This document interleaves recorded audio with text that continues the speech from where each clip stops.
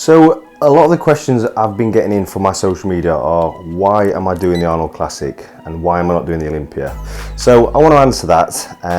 The Arnold Classic holds very dear to me. It's an amazing show, classed as one of the most prestigious shows in the world, and for me it's played a very big part in building my career and my career to date so far. So I won it as an amateur in 2013, which gave me my pro card, gave me an avenue into America and to keep progressing in the pro leagues.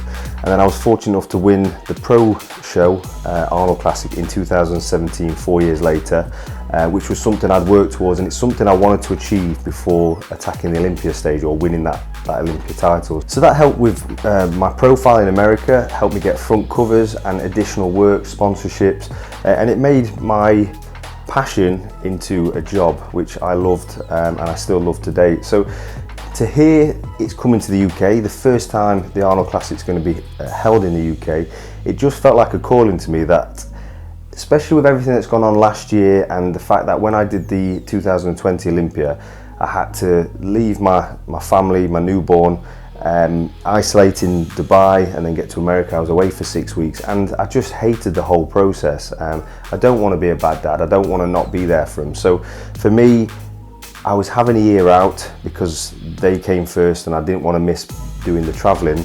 So when the Arnold came to the UK, it felt like it was meant to be. It felt like my family, friends would be able to watch me on stage, because obviously travelling away, competing in America, not a lot of my family get to see it. Also, the UK, I've not competed in the UK for nearly a decade. The last time I did, I was an amateur. So yeah, I don't know, there was just something about everything about competing back in the UK just feels right. And I need a new goal as well. Going to the Olympia every year, having a year out, trying to grow, and just coming back to the Olympia each year, I kind of like, I won't say fell out of love, but just lost that drive towards it. But now I've got a new goal, the Arnold Classic title. No one's won that title before. It's up for grabs. There's some amazing athletes competing there. So it's going to be a dogfight, but I'm up for it and I cannot wait for it. So I'm not going to lie, there's a hell of a lot of pressure on me for the Arnold this year. I'm the guy who everyone's going for, because without coming across cocky, I don't mean to sound cocky, but obviously being on the Olympia stage, placing second in the world, these guys are hungry and they want to prove themselves, and the ultimate goal is to get on that Olympia stage. So if they could be a top 5 contender, a top 2 contender at the Olympia, it puts their name right up there. And the only reason I know that is because that's how I feel and how my mentality is. So there are some big pressures because there's a few guys who've already stepped on the Olympia stage, placed in the top 10, great athletes, so they're chasing down the door. And then there's guys who have to prove themselves and they want to prove themselves, and the younger generation, people who are 10 years younger than me, making a statement. So I know the pressures of it. People expect me to win it, which comes with its downfalls. I'm a guy who likes to train as an underdog, train in silence, no one's watching me, and just come in and do my job. Whereas I can't have that status here because I'm the Arnold Classic champion twice, because the Arnold Classic have got behind me in a way where they've helped promote the Arnold Classic by using some of my previous footage from winning the Arnold. It does kind of put that added pressure on. So I'm well aware of that, but that doesn't stop me from working hard, and I just need to work that bit harder in order to keep people away from me. So it's going to be, like I said before, a dogfight, and I'm well up for the challenge.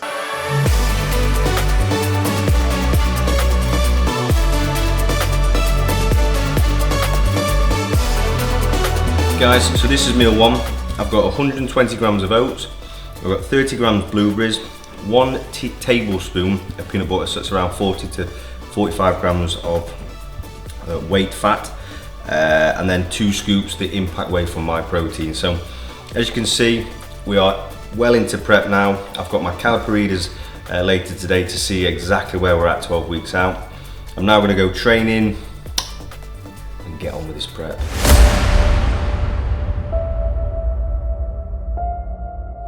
Right guys, so we're down here at Fusion 3. As you've seen before, I train here quite a lot, at least once a week because I get my physio down here. But today we're hitting shoulders and a bit of abdominals, and then recovery work, sauna, and we're going to actually talk to Johnny, my physio, about what we're going to implement, what we're putting in place for this Arnold Classic. So it's all about injury prevention and getting the best out of my workouts, getting the best out of me. So it's important this year to keep everything on point. Let's go.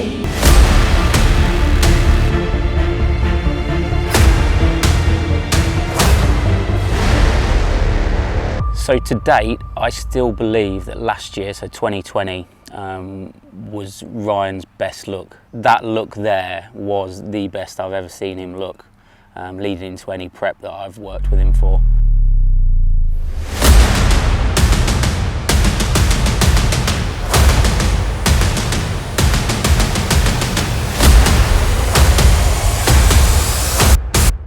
Every day was chasing that 200 pounds so he could go to bed at 200 pounds, but he was waking up at like 195, 196, then would throughout the day eat and eat and eat just to try and make that weight again, because he was so frightened of being like too underweight for the stage weight kind of thing, and it turned out to be wrong. He'll openly admit that. No excuses now. We're 12 weeks out from the Arnold. We're locked in, training's on point, food is going in, weight is up, I'm feeling positive, I cannot wait, let's go.